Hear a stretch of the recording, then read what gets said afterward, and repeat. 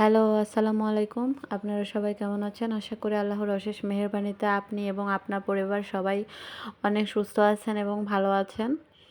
আর আপুরা, ভাইয়ারা, আপনারা জানেন যে তাহসিনের বাবা অনেক অসুস্থ। তাই দেখেন ও কিন্তু আরও বেশি অসুস্থ হয়ে গেছে। এজন্য আমি ভালো নেই। আমার পরিবার যেহেতু ভালো নেই, এজন্য আমিও ভালো নেই। আপনারা সবাই দোয়া করবেন তাহসিনের বাবা যেন তাড়াতাড়ি সুস্থ হয়ে যায়।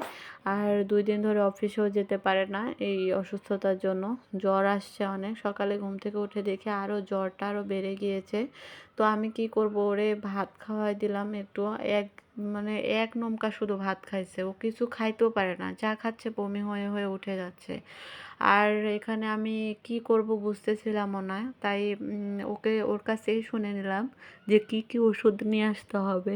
তো আমাকে বলে দিয়েছে কি কি ওষুধ নিয়ে আসতে হবে। তাই আমি এই যে তাড়াহুড়ো করে জামা কাপড়গুলো মেলে দিচ্ছিলাম, কারণ মেলে দেওয়া হয়ে গেলে আমি নিচে যাব একটু দোকানে ওর ওষুধগুলো নিয়ে আসতে।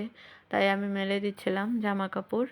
তো সকালবেলা ঘুম থেকে উঠেছি আপু ভাইয়ারা, উঠে আপনার ছোট বোন সকালবেলা ঘুম থেকে উঠেছি, উঠে আপনাদের রান্না করেছি হচ্ছে যে খিচুড়ি আর ডিম ভাজি। ওইটাই এক নমকা ওরে খাওয়াই দিছি, কারণ ও খেতে পারতেছিল না। তো খাওয়াই দিলাম, দিয়ে ওষুধ খাওয়াই দিয়েছি। তা ওষুধ খেয়েও কমতেছে না, এত পরিমাণে জ্বর হচ্ছে ওর শরীরে। তো এই যে আমি এখন এগুলা মেলে দিচ্ছিলাম। তো আমার তাহসিন বাবা ওকে আবার ওর বাবাকে ডিস্টার্ব করতেছিল। তো আমি বারবার ওকে বারণ করতেছিলাম যে তুমি ডিস্টার্ব করো না। ছোট মানুষ তো বুঝে না, কিছুই বুঝে না। ওরে বুঝাইলেও ও বুঝে না। ও তারপরেও বারবার দিয়ে ওর বাবাকে ডিস্টার্ব করতেছিল। তো ওর বাবাকে আমি বললাম যে তুমি না হয় অন্য রুমে গিয়ে শুয়ে একটু ঘুম আসো, তাহলে একটু হয়তোবা একটু ভালো আর কি ইয়ে করতে পারবে, কারণ ও অনেক খারাপ অবস্থায় আছে। হ্যাঁ, ওর অনেক বমি হচ্ছে, আর যতবার বমি হচ্ছে আমি সেগুলো ধুয়ে ধুয়ে দিচ্ছি।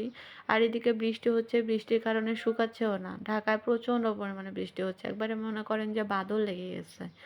যে বলে না বাদলা দিন, সেই একটা অবস্থা হয়ে গেছে। মানে বৃষ্টি থামছেই না, বৃষ্টি থেমে গেলে একটু পরে আবার বৃষ্টি আসতেছে। তো জামা কাপড়ের মধ্যে কিভাবে শুকায় বলেন তো। আর এই তো চলে আসলাম রান্নাঘরে। রান্নাটাও তো করতে হবে নাকি, ওকে তো এক এক নমকা হলেও তো খাওয়াই, আবার ওষুধ খাওয়াইতে হবে। এই জন্য আবার চলে আসলাম রান্নাঘরে। আর রান্নাঘরে এসে এই যে ডিম ভুনা করতেছি। আর এই যে তাহসিন বাবুর ডিমটা ভেজে দিই নাই, কারণ ও আবার ডিম ভেজে দিলে খাইতে পারে না। তাই আমাদের দুজনের যে ডিমটা, এই ডিম দুটো আমি ভেজে দিয়েছি, আর তাসিন বাবুরটা এমনিতেই দিয়েছি। আর এখানে বাবুরও শরীর অনেক গরম হয়েছে, জানি না ওর জ্বর কাল থেকে। কালকে একবার শরীর গরম হয়েছিল, রাতে অনেক জ্বর এসেছিল। এখন আবার সকালবেলা দেখে ওর জ্বরটা সেরে গিয়েছে, কিন্তু এখন আবার হচ্ছে যে গা গরম হয়েছে, হয়তোবা আবার জ্বর আসবে। তাহলে বলেন কি করি। এদিকে তাসিনা বাবার তো জ্বর লেগেই আছে, আবার এর ওপর আবার বাবুরও জ্বর আসতেছে মাঝে মধ্যে। তো এটা নিয়ে অনেক বিপদে আছি। আর মাঝে মধ্যে তো আমারও গা গরম হচ্ছে। এখন আমার তো সেই আমিও যদি বিছানায় শুয়ে পড়ি তাহলে আমাদেরকে কে দেখবে। এর জন্য আমারই দেখতে হচ্ছে। আর তাহসিনের বাবার জন্য ওষুধ নিয়ে এসেছি। ওষুধ নিয়ে এসে এই যে আমি আম কাটতে বসে গেছি, কারণ আম পেকে গিয়েছে। বাড়ি থেকে আম পাঠাইছিল আমার শ্বশুর। এখন আম যদি না খাই তাহলে আমগুলো নষ্ট হয়ে যাবে, এর জন্য আম কেটে দিচ্ছিলাম। আর তাহসিনের বাবা তো ভাত টাত কিছু খাইতে পারে না, ওর যাই খাচ্ছে সেটাই বমি হয়ে উঠে যাচ্ছে। এই জন্য ভাবলাম যে আম কেটে দিই, আম তো নরম জিনিস, আর এটা হয়তো বা একটু হলেও খেতে পারবে। এই জন্য আমি আমটা কেটে দিচ্ছিলাম। আর এখানে আমার বাবাটা আচার খাচ্ছিল, আচার খেতে খেতে সে আমার কাছে চলে আসছে। এসে আমাকে বলতেছিল আম্মু আম্মু দেখো আচার খাওয়া হয়ে গেছে। তো আমি বললাম যে আচার খাওয়া হয়ে গেছে, এটা ফেলে দাও, দিয়ে হাত ধুয়ে আসো। তো আমাকে বলতেছিল আম খাবে, তাই আমি আবার ওকে বলতেছিলাম যে আম নাও, নিয়ে খাও। তো আমি কাটতেছিলাম, ও নিয়ে নিয়ে খাচ্ছিল। আর একটাই ছেলে তো, এই জন্য একটু আহ্লাদটাও বেশি করে। তো কি বলবো বলেন, ছোট বাবু।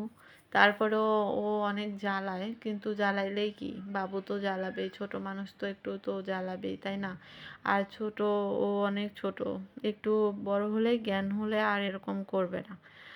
আর এখানে আমি হচ্ছে ওকে বলতেছিলাম যে তুমি খাও, খেয়ে আবার নাও। তো আবার আমার কাছে চাচ্ছিল। তো আমি বলতেছিলাম ঠিক আছে বাবা দিচ্ছি আর একটু। তো এটা কেটে নিয়ে আমি তোমাকে আমটা দিব, এটা বলতেছিলাম। আর ওর বাবা শুয়েছিল কম্বল মুড়ি দিয়ে, কারণ ওর বাবার অনেক জ্বর। ওর বাবা কিছুই খাইতে পারে না, তো ও ঘুমাচ্ছিল। তো এই যে দেখেন কত সুন্দর আম, এই আম যা মিষ্টি, আমাদের গাছের আম অনেক মিষ্টি, সেই মজা। আপনি যদি একবার খান তো বারবার খাইতে মন চাবে আপনার। আর এই যে দেখেন 2 দিন আগে ও সুস্থ ছিল, তাসিনের বাবা তাসিনকে নিয়ে ঘোড়ায় চড়িয়ে ঘুরতেছিল আর কি, কারণ সে তখন সুস্থ ছিল। দেখেন এরকম সুস্থ থাকলে না ও বাবুর সাথে অনেক খেলা করে। আর এখন তো জ্বর, একবার বিছানায় পড়ে গিয়েছে, তাই এখন উঠতেও পারে না, বাবুকে নিয়ে খেলাও করতে পারে না। এটা আমি আপনাদেরকে আগেই রেখেছিলাম সংগ্রহ করে, এই জন্য আপনাদেরকে দেখালাম। দেখেন ও সুস্থ থাকলে বাবুর সাথে সব সময় খেলা করে, বাসায় থাকলে হয়েছে ও সব সময় বাবুর সাথে খেলা করে। আর এই দিনটি, এই স্মৃতিটা কার কার আছে আপনারা অবশ্যই কমেন্ট করে জানাবেন। আমিও কিন্তু এই দিনটি পার করে এসেছি। আমার বাবা, আমি যখন ছোট ছিলাম, আমি অনেকটা বড় হয়েও আমার বাবা এরকম আমার পিঠে চড়েছে এরকম ঘোড়া বানিয়ে। তো আপনারা কে কে এরকম স্মৃতি কাটিয়েছেন বাবার সাথে অবশ্যই আমাকে জানাবেন। আর আপনারা তো জানেনই যে আমার বাবা মারা গিয়েছে। আসলে এটা অনেক বেদনার, অনেক অনেক কষ্টের। যার যার বাবা আগে মারা গিয়েছে তাদের জীবনে আর কিছুই থাকে না জানেন, মাথার ছাদটুকুই আর কি। যে বাবা মাথার ছাদ হয়ে সারা জীবন বেঁচে থাকার কথা, সে বাবা যদি মানে আগেই চলে যায় পৃথিবী ছেড়ে, তা সে মেয়ের যে কী পরিমাণে কষ্ট। মানে সবাই দেখেন বাবার বাড়ি যায়, বাবাকে ডাকে, বাবা বাবা করে, কিন্তু আমি যখন আমার বাবার বাড়িতে ঘুরতে যাই তখন আমার বাবাকে আমি বাবা বলে ডাকতে পারি না, কারণ আমার বাবা তো নেই, মারা গেছে। আর এটা তো একটা মেয়ের জীবনে অনেক কষ্টের, অনেক কষ্টের।